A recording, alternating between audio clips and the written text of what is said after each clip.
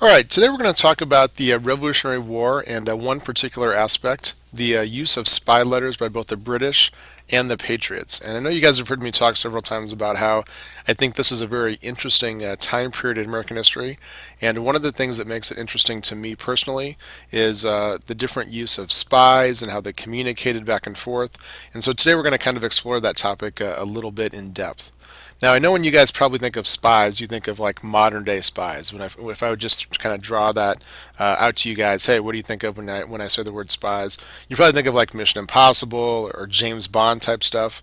But it might kind of interest you a little bit that one of the main characters in the Revolutionary War that was really obsessed with the whole spy network, the culture of spies, how people were relaying back information back and forth, was actually George Washington. This is a quote from George Washington. "There is nothing more necessary than good intelligence to frustrate a designing enemy, and nothing that requires greater pains to obtain." George Washington was a master at obtaining information about the British, and as we talk a little bit more about his strategy later on, you're going to see exactly why that is, because it's going to be really, really important to George Washington to know where the British Army is at. And Washington spent a lot of money developing networks and a lot of time on trying to figure out what the different messages that he got meant. Now, if you were alive at this time period, again, this is a time period where it's hard to tell the enemy. Everybody in the colonies basically looks the same. It's really hard to tell a loyalist from a patriot. And if you wanted to, you could earn pretty good money by being a spy, but it was important to note that if you were captured by either side, again, so like if you were a person spying for the Patriots, if the British caught you, they would probably execute you. Likewise, if you were a spy the opposite way, you would also probably get killed by the Patriots. Now, there were some people that were double agents, so they were spying for both sides, which was especially tricky because you could get found out by either side, but there was also some information that both sides kind of let get through on purpose. For example, George Washington was an expert at writing these letters talking about like the total number of troops that he had, and he would totally like exaggerate the number of troops that he had to make it look like he was more impressive, and then he would make sure that those letters got to the people that he knew were spies for the British, and then eventually they'd get to the British, and the British would have a false impression of how many soldiers that he had. So again, George Washington, very well organized, spent a lot of money. In fact, there wasn't a lot of money that Washington had at his disposal to use during the war, and he used quite a bit of his free available money to pay off spies and then get that information. So we know from documents, we know from letters, historians have been able to uncover quite a bit about what Washington did with his spies. Interestingly, though, there are some people that we don't know technically who they were by name. We just know them as like spy number 342 or different things like that. So we have uncovered a lot about George Washington's spying activity, and it's really an intriguing topic. Now, often information was written on paper and then physically transported to the recipient. So this was, again, time period obviously before electronic communication and stuff. So if you want to get a message to somebody, you're going to write it down on a piece of paper, and then you're going to have somebody deliver that paper to the intended person. But this was really, really tricky because a lot of times that piece of paper was going to get captured. Now, the key was having a piece of paper that looked like an ordinary note or an ordinary letter, and then if it was captured, the information wouldn't be visible or wouldn't be seen by the opposite side. So, for example, you might use different kinds of techniques and codes and things like that so that even if your letter got captured, it wasn't going to be of any use to the enemy. And so the topic today in this presentation is we're going to look at some different techniques that were used by spies, and then we're going to have you use those techniques to create some of your own spy letters. So first, let's talk about chemicals a little bit. Chemicals were used to create a type of invisible ink. They do know the exact kinds of chemicals. You can look it up, but it's like a certain kind of like sulfate and stuff like that.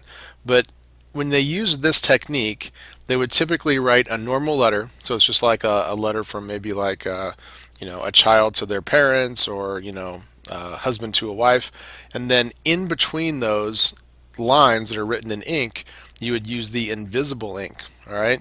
Now, the key to this was when the person got the letter, they would then have to do something to it to make those invisible lines come through.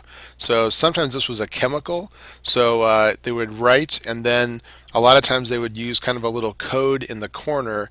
There was one spy that would either write F or A on the upper corner of his letter, and that was to designate whether or not the person that got it was supposed to expose it to a little bit of heat, so hence the F for fire, okay, or the A, meaning a certain kind of acid type solution that would then reveal it. So it was kind of important to know whether or not the person needed to heat it up or they needed to use a certain kind of chemical. And Washington used invisible ink all the time. In fact, one of the things that he had traveling with his army was people that specifically created those kinds of chemicals. They had like a little lab type thing so they could create those chemicals. So it is fairly advanced. I mean, you have to have a certain kind of chemical and stuff. If you've seen, for example, National Treasure, National Treasure is a fictitious movie. It is not real. There's nothing written on the back of the Declaration of Independence. But one of the ways in the movie that they make that message reveal itself is they use like a certain kind of, I think they use like some kind of lemon, and then they kind of like breathe on it and create some heat and stuff like that. That's basically kind of what they would have done. Now, this is what a letter looks like. This is a real spy letter from 1775, and you can kind of see where some of these areas are a little bit darker. Okay, so this is a letter where the darker ink is the ink that has been revealed by the chemical process. So you can kind of see by looking at it that there's certain lines that would definitely make it come out, and then other lines where you wouldn't really see it at all. Now, if you want to do something kind of like this at home and just kind of experiment, you can do it with lemon juice. If you use lemon juice, you can write with kind of like a toothpick or a brush on a piece of paper. Once it dries, you won't be able to see it, but then if you take it and put it next to like a lamp or some kind of little heat source, it'll kind of brown a little bit, and then you can see the letter. Or if you use baking soda with water, again, just kind of mix those up, dissolve it in the water. You can write with a brush or you can write with a toothpick. And then to be able to see this one, you take just a little bit of grape juice. And if you want to use like the concentrate kind before you mix it in with the water, just kind of brush the concentrate over the stuff that you wrote, and it'll kind of make it appear. I think it's because of the acidity of one of the two, but you can kind of like then see the outline of what you wrote. So this is not what they did. They didn't use lemon juice and stuff, but it'll give you kind of the idea of what happens, like what they were trying to accomplish with the different chemical compounds. Now, another way that people would mix up the message so you couldn't tell what it was by using ciphers. Now, if you use a cipher, the key part is the person on the other end has to have the same code or the same key to be able to translate either the numbers or the letters into the actual message that you're trying to relay. The picture on the bottom here you'll see is kind of a complicated one where you can like kind of turn it and then lock it into different combinations and stuff. People did sometimes use these. A lot of times though, what would be more common is if you'd use something like the pig pen cipher. And so this is one that we know that Washington actually used. And so if you look on the top, you'll see the entire alphabet is divided up into different kind of almost like a tic-tac-toe formation, and some of them have dots. So if you look on the bottom there, you'll kind of see X marks the spot. They kind of spelled it out with this particular cipher. For example, if you look at E, E is there on the center of that one, and so that's the only type of square that you'll see. You'll notice that there is a square with like a dot, but that's N. Okay, so you can use this particular cipher. If you do this later for your project though, I wouldn't make it as easy as ABC, all the way across. I would mix it up on the code. So this is one that is particularly useful. But again, the key to this is the person on the other end has to have the same key, otherwise it's worthless. Now this is probably one of my favorite methods. It's called a mask letter. This is also probably one of the tougher ones to replicate. On this one, you get a letter that looks like an ordinary letter, and if you kind of read it, it just sounds normal. But then the person on the other end has a mask or a piece of paper that they then put over the letter, and you're only going to be able to see certain things come out of that sheet then. So for example, this is a real example of a British letter. If you read it, it sounds just kind of like a normal letter. And then the spy on the other end, when they receive it, has a particular mask that they know is going to work. So they're going to take a piece of paper that looks like this, and they're going to be able to place that over the letter. And when they place that over the original letter, now you only have certain words exposed. So I know it's kind of hard to read on this copy here, so what I did was I typed this letter out, and you can kind of see, you can kind of read it there a little bit as I'm talking, but it looks completely like an ordinary letter. You can tell that it's a military letter. They're talking a little bit about battalions and troop movements and stuff, but the key part of this is when you put the mask on it, it reveals just the letters that are in red. So I'll kind of go back and show you here. So I kind of translated it, so if you go back to this, this is what's going to be in red on this particular letter. And this is a very specific order. I'll just read it here. Sir W. Howe, Sir General Howe, is gone to the Chesapeake Bay with the greater part of the army. I hear he has landed, but I am not certain. I am left to command here with too small a force to make any effectual diversion in your favor. I shall try something at any rate. It may be of use to you. I owe it to you that I think Sir William's move just at this time the worst he could take. So if you know that that's the actual message, that's going to have a completely different meaning than the entire letter. This was one that was intercepted and was of particular value to the Patriots. So the key part to the mask letter, though, is you have to be able to have a letter that makes sense when you read it, and so it has to be completely hidden without the mask. So when you make one of these later, you can do a diamond, you could do like a hourglass shape. If you wanted to, you could just have certain little spaces, like a whole bunch of different squares. But you'll have to have a mask that you can put over your letter that will reveal the message that you want to send on. All right, the other one that we're going to talk about here real quick is a quill letter. The reason I called this a quill letter is because these are written incredibly small on like little pieces of paper, or sometimes they would also use little pieces of silk. And then what they would do is they'd roll them up and they'd put them in something that they could hide. So a lot of times they hid them inside buttons. So if you wanted to go to somebody's like camp or something, and then you could kind of like leave a button, or even if you were like a like a captive, or if you were taken into custody or something, you could usually kind of like smuggle out buttons and stuff like that. A lot of times people would also put them in quill pens. So the very small part of a quill pen, you could roll up the message and then just slide it into the quill. Probably one of my favorite stories is the story of a British spy that had a message that he was trying to get to a general, General Clinton, and it was a very important message about troop movements. And so what they did was they rolled it up as a piece of silk. They rolled it up super small, and they put it inside a tiny silver ball that was about the size of a musket ball. So imagine like a really small, kind of like almost like a silver chocolate or a silver Easter egg. All right, so they rolled it up, they put it in there, and then his orders were that if he got captured, he was supposed to swallow the ball as fast as he could. Now, since it was just a little silver ball, it wasn't going to hurt him.